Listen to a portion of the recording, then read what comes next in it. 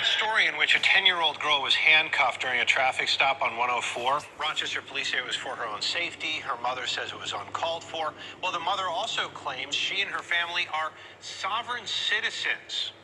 Jack Watson found out that label comes with a history.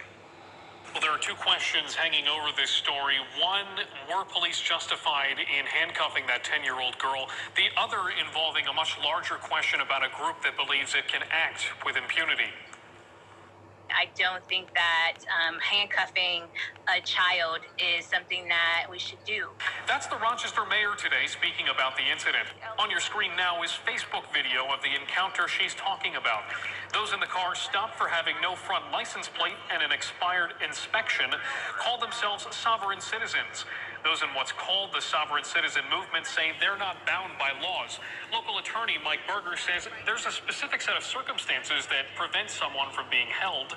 There are exceptions where someone can't be detained if they have diplomatic immunity, and that's by treaty with other countries, and there are good policy reasons underlying that. But police determined this group did not have diplomatic immunity. Berger also says police can put the cuffs on a child if there's a safety risk. Police say there was one and that the child was getting too close to the roadway. Rochester Police Union President Mike MAZZEO says officers were doing their jobs. The officers did everything they could at a split second. There's no order, there's no policy, there's nothing that you can put in place that shows these officers did anything wrong. Still ahead for this, the New York Civil Liberties Union wants the Rochester Police Accountability Board, which no longer has disciplinary powers, to investigate this incident. We reached out to the PAB to see if they would, and we haven't heard back yet.